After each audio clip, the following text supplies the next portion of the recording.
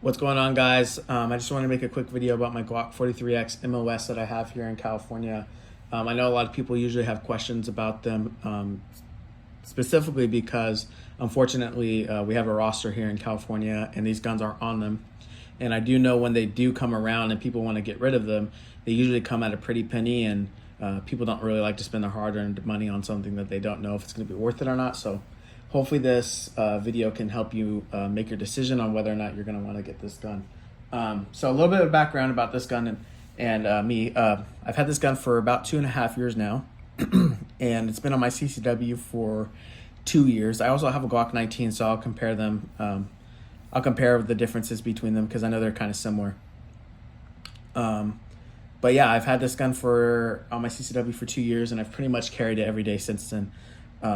This gun specifically that I have, the stuff that I have on it is a Surefire light and the RMSC red dot.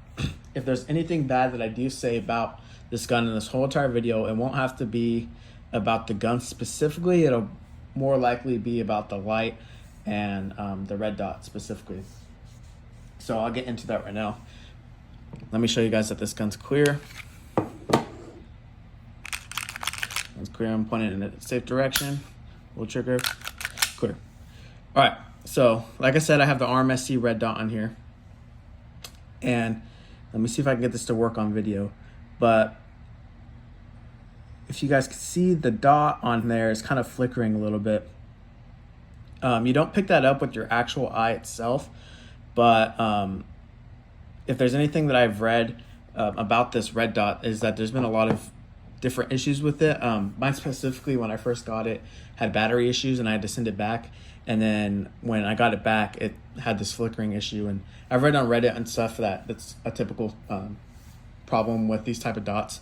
On my Trigicon RMR, on my Glock 19, it does not flicker at all, even on camera. And like I said, this one doesn't pick up in person with your actual eyes. However, when you are aiming down and you go to put your dot on your target, and you're moving it back and forth like this, it's kind of really slow. It's not smooth at all. And I have no clue if that has to do with the way that the illuminator is, or if it's just because of how cheap the red dot is itself. But it's not the best dot, so I wouldn't recommend the dot itself, but it is a good dot for the money that it was. I think it was something like 250 bucks.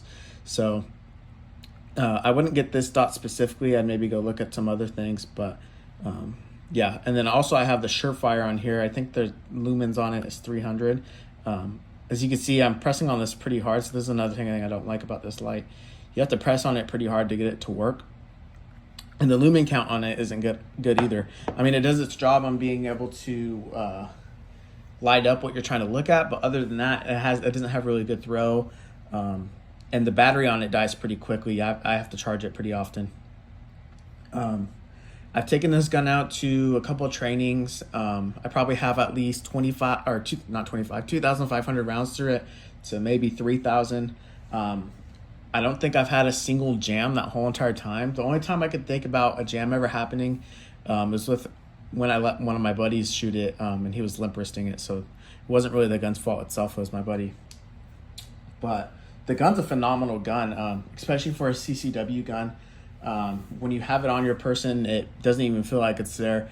My Glock 19 specifically, one of the big things I noticed when I had changed over to the 43X was my 19, you can feel when you're moving around where it's at, etc.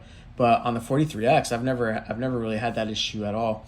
I've done 6-hour road trips with it, and I've had it on the whole entire time, and it honestly feels like there's nothing there. My Glock 19, I've done that too, but usually by the end of the trip, I'll have like a bruise on my leg or something just from the holster touching my leg and rubbing against it. But this one doesn't do that at all, and I think it just has to do with the length of the barrel itself, and probably the grip too, because the grip, I feel like on the 19, it prints a little bit, but on this one, there's not really a noticeable amount of print.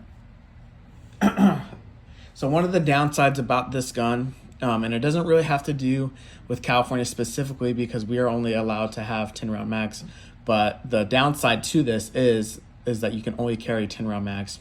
Now, I don't know if most of you guys have Freedom Week magazines or if you don't, but regardless, this gun only comes with 10 round mags. I know that there's other things that from third-party companies that you can get 15 round mags, but like I said, here in California, unfortunately, that's not what you can do. So if you are going to get this gun in California, the 10 round limit is perfect for us. Another thing that I do really love about this gun is the trigger on this. I don't know what they did differently. One of my buddies was telling me that it's because it's a Gen 5 version of the trigger. This trigger is amazing. Let me see if I can show you. It has a more pronounced wall to it, and then when you're going down, like you could, I mean, it's perfect. My Glock 19, it feels squishier. Like usually, like when you're getting up to the wall right here, it's super squishy, but on this one, it's more a defined wall, so you know where it's at, and when you know when you're gonna pull the trigger, and when the gun's gonna go boom. So that's another thing I really like about this gun. Like I said, when I've done my classes with it, I've had no issues with it, with jamming. It's a super accurate gun, especially once I got the red dot sighted in perfectly. It's amazing. I mean, I've done CCW courses with it, where you shoot and move, and you get to shoot outside of cars and go around cars and shoot at 50-yard plus targets with it. And it's just done an amazing job. And I think that it is a really good gun for you guys to go out and probably seek if it is something you want. Now, another thing about this gun specifically is all the other Gen 5s that I have seen have ambidextrous controls. This one does not, other than the magazine. So I don't know if that's something that you guys are interested in, or if that's something that you know, could be that would be something that you guys wouldn't get it for. But I thought when I got it, it was going to have ambidextrous controls. I'm a right-hand person, so it doesn't really matter that much for me, but I did go into it thinking that I was going to have ambidextrous controls, because a lot of the other videos, the Gen 5s that I see, do have ambidextrous controls. Let me show you my 19 real quick. Let me show you this gun's clear too.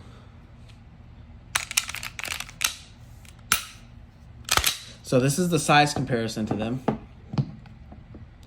As you can see, one's not really that much bigger than the other. They're almost identical in grip size, and I'd say by the slide size, you probably lose like an inch. I'm gonna put this one on top. But as you can see, the grip is pretty much identical. It's just really the slide that's a little bit longer, and then it's slimmer too. Let me see if I can get this slim. And then it's a little bit slimmer too than the 19. So if you guys already have the Gen 3 19, I don't know if that's something that's going to discourage you from getting the Glock 43X or not, but from my experience, it's a lot, even just the slide being a little bit more shorter is a huge difference in being able to feel comfortable with the gun itself while you're concealed carrying. But yeah, I just wanted to do this quick video for you guys. If you want to see any shooting with it, let me know in the comments below, and I'll take it up to the range and I'll shoot it, and I'll show you guys the accuracy of it and all of that kind of stuff. So thank you guys for watching. I'll see you in the next video.